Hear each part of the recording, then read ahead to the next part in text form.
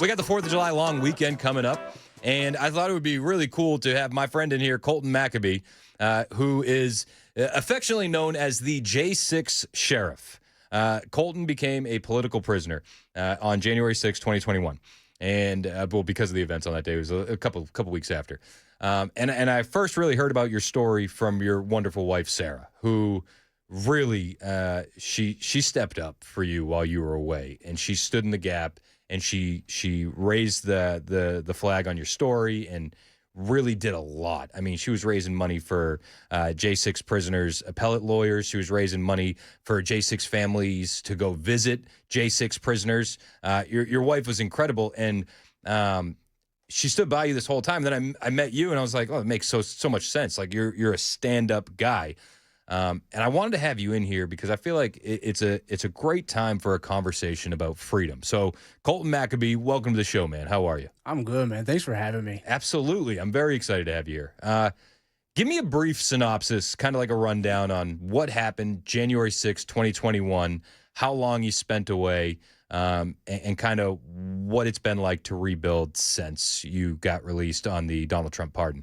Yeah, on January 6th, we went there to hear Trump speak, and that's exactly what I did. Made our way down to the Capitol, peacefully and patriotically made our voices heard. Chaos ensued. I pulled a lady out of a stampede. I protected another officer who was getting pulled down the stairs, and then I did CPR on Roseanne Boylan. All that happened in about 10 minutes. And for that, I got, charged with a couple assaults, one with weapons, which I had gloves on. That was remote weapons. And then, I got sentenced to prison for 6 years. I did 3.5, so a little over, I think, 1,252 days. And then I don't think you think. I think you know. 32 seconds and all that, all that. I got pardoned on the 20th of this year, and as soon as I don't think he even made it to the White House before I left prison. Really? Yeah. Well, and we have, and if in case you guys are wondering more about the prison side of the J6 story, we did a long interview. You were out maybe a week. Yeah. About what life was like inside and what it was like getting the pardon. So that's available on the YouTube channel if people want to dive in. You've been out now for less than 6 months. Mm-hmm. You're trying to put your life back together. How's that going? Yeah, every day is I won't lie to you guys. It's a struggle. Sometimes I do feel like I do miss the tranquility and the peace of prison, if you can say that. Yeah, that's got to be a crazy feeling. It is, and so this time last year, I was sitting in prison and watching the fireworks from my jail cell. It's crazy. And the fact that, like, let's go back to D.C. when we were locked up in D.C. We would all, go in our rooms and you could see D.C. just light up with fireworks, and we'd all just have fun, like as much as we could in prison. I mean, we're all J6ers together. We're celebrating the 4th. And now that this is my first time out, this is going to be kind of weird. I don't know what I'm going to do. Yeah, it's got to be weird, especially having your freedom taken away. As we roll into a holiday where we're celebrating freedom, has your view of freedom or your definition of freedom changed since January 6th compared to how you saw it before you were locked up for peacefully protesting? Yeah, and here's the thing. With you don't know what you have until it's taken away from you. And so they couldn't take my mindset away from me. They couldn't take my thinking, but they did take my freedom. I couldn't go out. I couldn't, see my loved ones. I couldn't even get a haircut for a year. It's that crazy. So with the freedom of being out now, and, I got, most of my rights back so far, yep. I can still do things. But the concept it's different, because I still think, like Francis Scott Key when he was, on the ship, or even the Revolutionary soldiers in prison during the war. I was thinking about what they were going through and what I'm going through. And I'm not equating myself to them, but I'm just thinking, hey, look, I did this for my country and they did that for their country. And just the mindset of, hey, look, this is just crazy what they can do for us. What moment during, this entire 4 years did you feel like your freedom was most under attack? Right during trial, for real. I got lied about, to my face, and that hurt the worst. How'd they lie to you? Well, they just started making up random stories, like I assaulted a third officer or something like that, or I went there to whoop on the police, and I turned to my lawyer and said if I wanted to whoop on police that day, I would have stayed at work. Yeah. I mean, heck, far. And I had the jurors sit there and just like, no, you deserve to be in prison and you deserve to be underneath the jail. I had one juror that said that she wanted to do my sentencing and, my punishment. It's like that right there where, it just kind of sucks all the air out of the room. You're like, oh man, this is getting real. Like I could go away for a long time. And I remember when I first got arrested and I went to the magistrate court, they added up all my charges. And I would be looking at almost 70 years. And so, I mean, I got 6. They asked for 14, I think, 12 to 14. It's insane. But I got 6, I mean, I had an out date, and that's when it's like, oh my gosh, okay. Does that change your view of liberty? Does that like tarnish your view of freedom? Does it make you kind of question the federal government and just like, how do you wrap your head around all that? Well, the way I see it is this, you have your freedoms. Nobody can take that away from you until you either mess up or they come after you and put false charges on you, right? With them coming after me, it actually solidified my love for this country because, I knew I was doing something right. I knew what I did helping people. What I did was, what I swore an oath to. And I'll do that every day.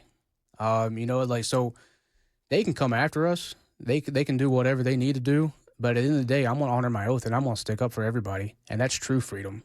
Yeah. We're talking with Colton McAbee. He's the J6 Sheriff. He was locked up over 1,000 days because he peacefully protested and made his voice heard on January 6th in 2021. And I guess I would ask you, how much was January 6th about fighting for freedom, and how much was it being caught in a trap set by those people in power at that time? Well, if you've read the news or whatever, it might be rumors. I don't know. Everything on X is up for debate. But they say Kash Patel has actually caught evidence of a stolen election. Yep. Well, I knew that. The day one. That's why you were there. Yeah. Yeah. The Kash Patel announced that there was a plot, Chinese IDs. China was sending in counterfeit IDs that then they would be used for voting registration. The FBI director at the time, Christopher Wray, silenced that report, then testified under oath that there was no election interference whatsoever. But yeah, so continue. I didn't. Yeah. So, I mean, there's that, right? And then, it's just kind of like, what do you do type of thing when that comes out? Like, I'm vindicated for sure, But, it's just, to me, it's everything happens for a reason. I mean, if I didn't go, I wouldn't have, Sarah wouldn't have had her organization started. She wouldn't be helping other people. You and I wouldn't be certainly talking, Yeah. And, I feel like God called me to do something, because I've never felt this pull before. And, I mean, yeah, I went through the suck, but mostly everybody who's called does go through something like that. Yep. And so since then, since I've been out, I've done speaking engagements. I've done, other things, political events. I talk to congressmen now, Representative Barrett. He's taking over Mark Green's spot, Yep. or he should be, right? And he actually texted me and said, look, I asked him a question. Who do you work for?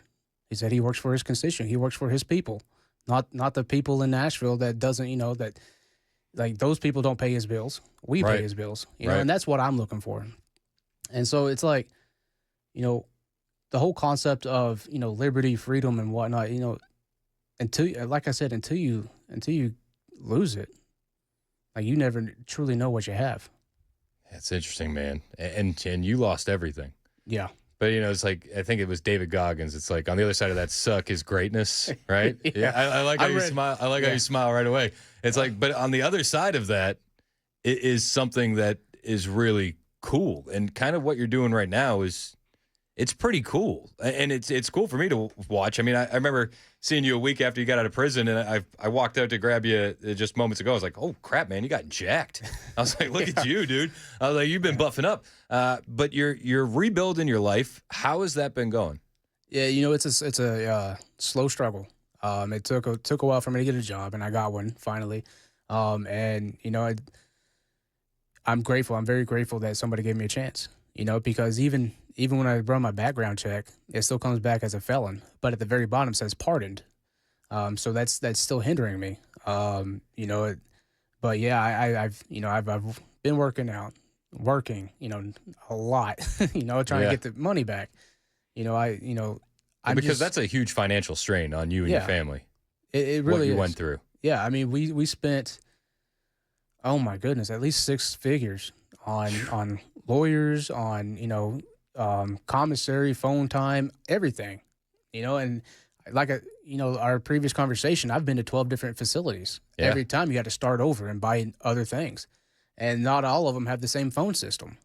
So you have to put money on this phone, you have to put money on that phone, and it got to the point where it's like when I actually got to prison in Minnesota, it got to the point where I said, "Hey, Sarah, like, don't put any money on my books. Like, I'm going to be as broke as a joke as far as I can, because all my stuff is going to be supplied for." Yeah. And that actually helped. And so now, yeah, I am rebuilding. I'm working, I'm bringing in some money, and then doing the public speaking that helps on the side. Yep.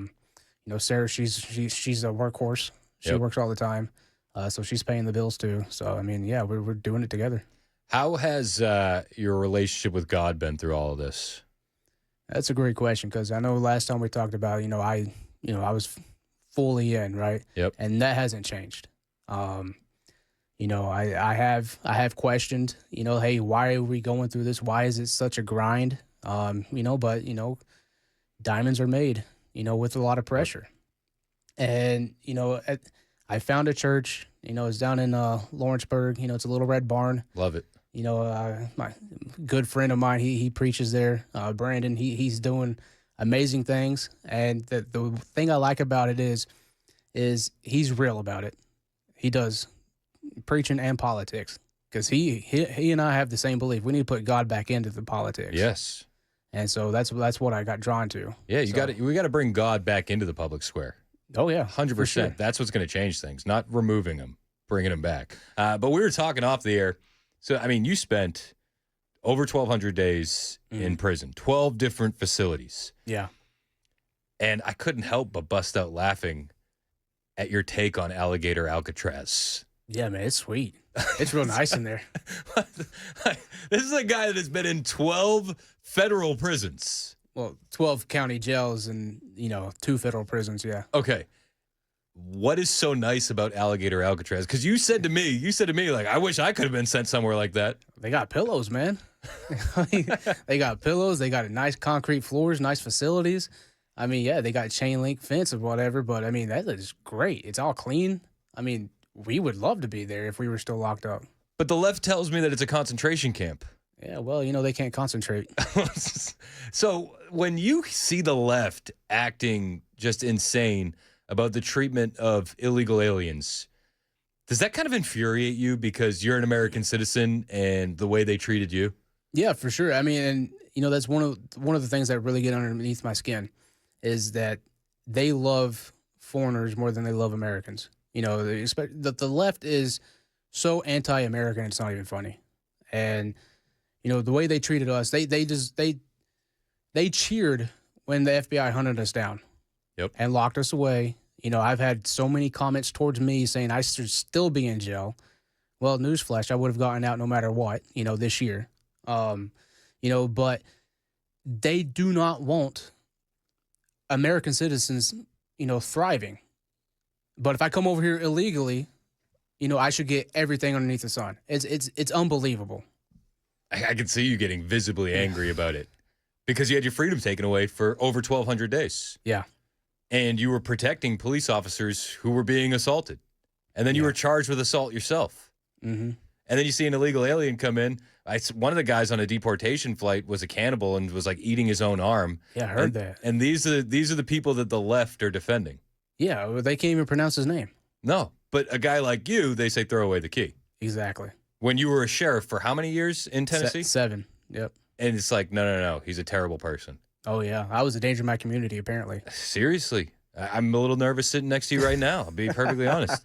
As you're heading into the 4th of July, is it a time of celebration for you? This is your first 4th of July, as a free man since 2021. Yeah. Or no, since 2020 would have been your last one. Technically, yeah. So this is 5 years now. Is it changed how you're going to celebrate? I mean, for sure. I mean, we used to have the family traditions and stuff, go out and have fun and whatnot, watch the fireworks blow up. Now I don't even know what we're going to do. And here's the thing, like, because I don't know, we either talked off the air or last segment or whatever, but sitting inside that jail cell, watching the fireworks, surrounded by the J6ers, by my guys, that's what I'm thinking about right now. Where are these guys at? What are they feeling? Because right now I'm feeling is how we all got together and just watch the fireworks. So since this is my first time out, doing the fireworks and stuff, I mean, I'm gonna FaceTime my buddy. He's in Kansas City, and we're just gonna just talk. I mean, it is. I really don't know how to explain it. Is it a positive feeling, or is it like a bittersweet feeling? Is there some negativity that creeps in? I mean, it's more of a, I guess you could say bittersweet. I'm grateful. I'm happy I'm out. I'm happy that I get to celebrate, 4th of July. But I don't think anybody would say you were wrong if you had a little bit of anger and resentment built up after what you've been through and been put through. Well, I wouldn't really say anger and resentment. I would say more of I miss the guys. I miss the guys that I did, 3 years with. And, now I'm out, I can call them up and stuff. It's not the same, like brothers are forged through adversity, and we had a lot of adversity, I mean, we created a brotherhood, and now we're scattered across all America. J6 political prisoner Colton McAbee. He was a sheriff in Tennessee for 7 years. This guy is an absolute patriot. Now, I got a text here from 4872, said you're a true American hero. I tend to agree with that. I got another text here that I wanted to ask you about. Colton, 1221 text in, says, does Colton have a GoFundMe or anything like that? He's a patriot. I'd like to help him out. Do you have a GoFundMe? Is there any way that we can support you here at the Super Talk audience? Yeah, so I got rid of my Gifts and Go because it fulfilled its duty. If you feel like you need to donate or whatever, I would suggest going to standinthegap.foundation. And what that is, that's my that's Sarah's organization that she runs with Shane Jenkins, another J6er. And you can go there. You can donate whatever you need to donate. In fact, they just helped funeral plans with another J6er today. Bart Shively, he was laid to rest today. He died from cancer, Marine Corps veteran, and they put it all together. They paid for everything. They paid for everything. It's amazing. Yep. And that foundation was started by your wife while you were locked up. Yeah. I mean, she was kind of thrown into this role of being your voice when they took yours away. Well, not just mine, but everybody's. Yeah. Honestly. And standinthegap.foundation, that's the website. But the work that they were doing, they were flying J6ers family to the faraway prisons. I mean, even a guy like you, It's not cheap to go fly to Minnesota for a 1 hour visit. No, not at all. And, I mean, and so Sarah would pay out of her own pocket because, we believe in, giving to others and not taking. But you had other people like, we had a guy from Tennessee up in Michigan or, over in Oklahoma or something. Those families who needed the funds got the funds, Yep.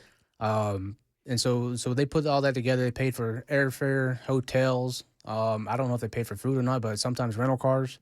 I mean, they paid for it all. And, it's because of donations like that, because of donors.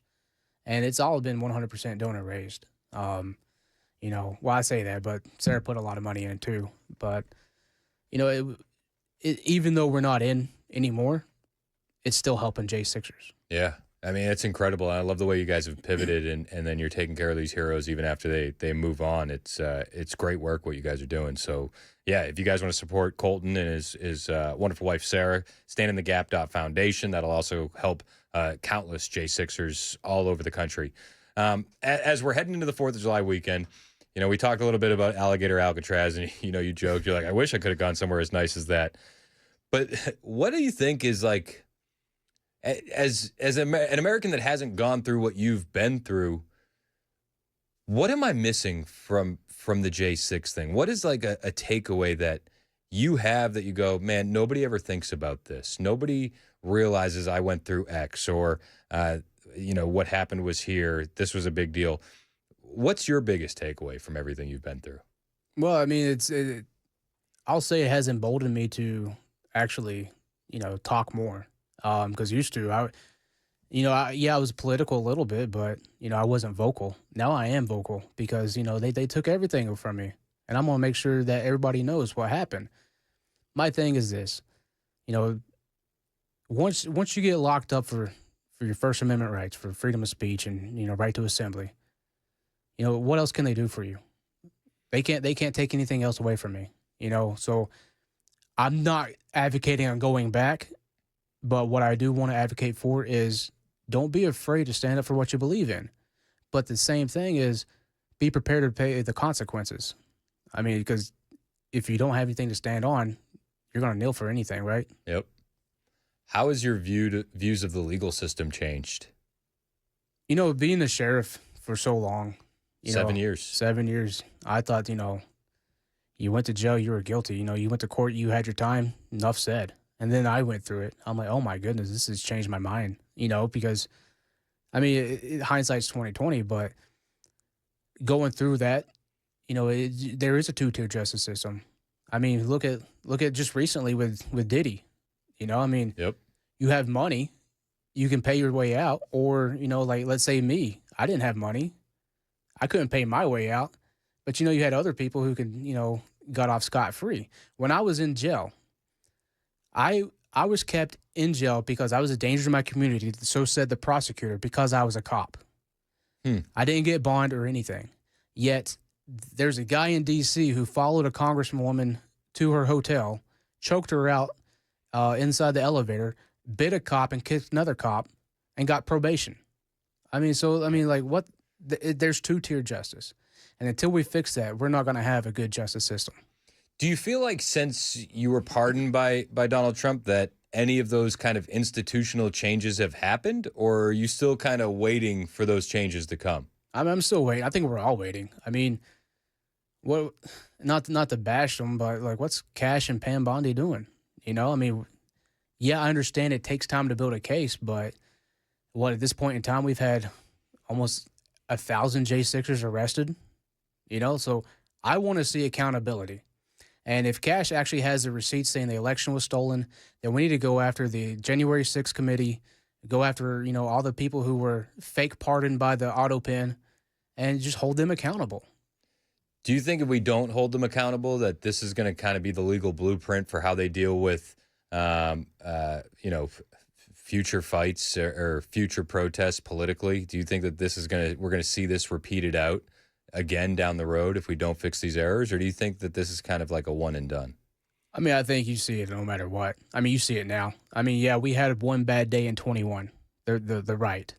The left has a bad day every day. Yeah. They're always protesting. Just recently, I think tomorrow there's another No Kings protest here in Nashville. Nobody gets arrested for that. Or if they do, they don't go to jail for a long time. Yeah, I can go over there to the Capitol and make my voice heard and help people and get 6 years. So it's just, everything's political, even when they say it's not.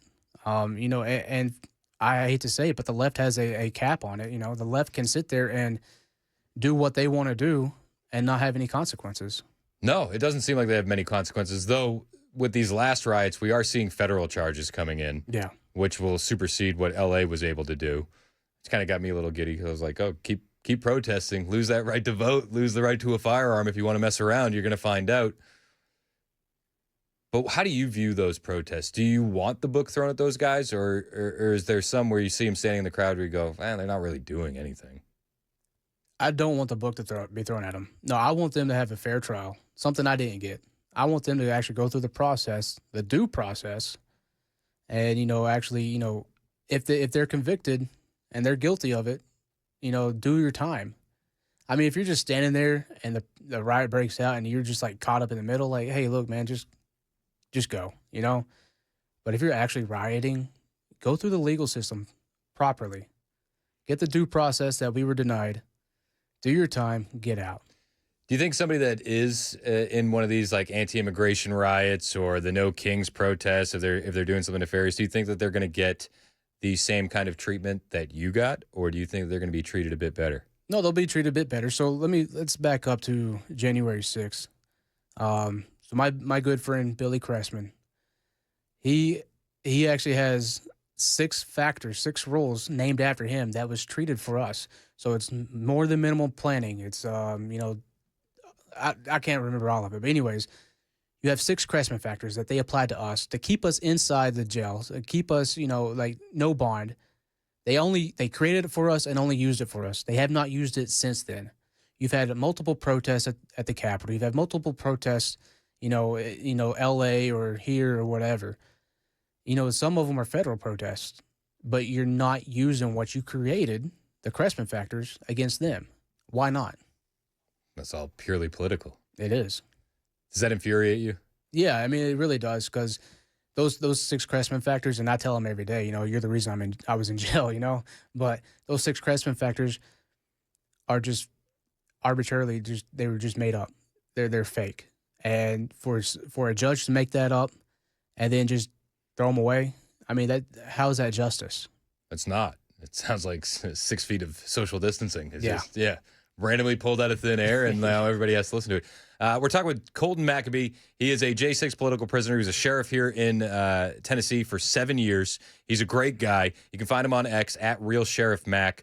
As we're heading into the 4th of July holiday, how do you think the Founding Fathers would have viewed January 6th? How do you think they would have seen and reacted to what happened that day? I think it'd be a mixture of emotions. You've got, I think you've got like Thomas Jefferson, who would sit there and kind of hide, and cheer from the sidelines, where you've got Sam Adams, who would be right there in the thick of it with his Braves, Yep.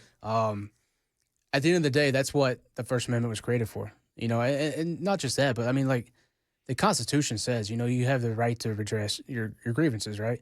You have a right to not overthrow the government, but, press upon them, hey, look, you're doing something wrong, you're done. Like, we need to install our own people, install the people who are actually for America. And so I think they would actually view it as a, a positive thing. I mean, it's basically what they did for the Revolutionary War. They took on their own government. They were considered traitors to their government. Yeah, they're not lying. Are you more hopeful for the future of America today, or are you worried? Right now with Trump, I'm hopeful. It's after Trump that I'm worried about. Because the Democrats, they're never going to stop. They're never going to stop lying, cheating, stealing. I mean, look what they did the last 4 years. They almost ruined this country completely before, and then Trump got in and he's building it back up. But they're still actively going against Trump. They're going to actively go against anybody in that Republican seat. Doesn't matter if you're Trump, Vance, right, whoever. It's the next Hitler to them. Yep. I mean, they went after Mitt Romney for crying out loud. Mitt Romney and, John everybody. McCain. Yeah. As you're kind of looking at the last 6 months of Trump, I mean, granted, you're a bit biased. He did give you a hell of a pardon. But what grade would you give him so far during this term? I think he's on par for 100% right now. I mean, he's winning. Everywhere you turn, he's winning. Now with the whole Elon and Trump thing, I don't understand that. I don't understand why we're airing our grievances out like that. I actually encourage them to both get in the ring and see what happens. But I think he's doing good. He's winning every time he turns around. I mean, look, he created peace in Africa, right? Yeah, it's crazy. He's getting peace in the Middle East. He ended the 12-day war, right? Yep. We're going to see what he does with Ukraine. I mean, I think Ukraine's just not want to play ball. I'm with you. I mean, we'll see what happens. As we head into the 4th of July holiday, we're talking with Colton McAbee, J6 political prisoner, great guy. But what's the the hardest truth about freedom that you've learned through this experience that you'd want like the younger generations to know as they're celebrating the 4th of July this weekend? Yeah, I mean, your physical freedom can be taken from you no matter what, just in an instant. You know, you could be going down the street and then mess up. Boom, you're locked up. You can lose your rights, but you can still love your country. You can still do good for your country, and you can still work for your country. You know, for me, yeah, I got most of my rights back. I'm still trying to get my voting rights back. But They're going to hold out on that because they know which way you're voting. yeah, you know, and then, you know, but for me, even though I can't vote, I can still campaign. I can still work for the other guy. You know, I can still do this. I can still do that. I like that. You know, do something with your voice. Do something, you know, just get off the couch. Amen. Put down the Game Boy, you know, Amen. Xbox controller. Do something. That's the key. Just get out, knock on doors, make your voice heard, do political speeches, you know, do whatever. Just make sure this country is on the right track. Make America great again. Make Tennessee great again. Let's do it. Just, like I said, get off the couch, guys. Amen. From a guy who was on the couch for over 1,200 days, he is telling you get off the couch and use your voice.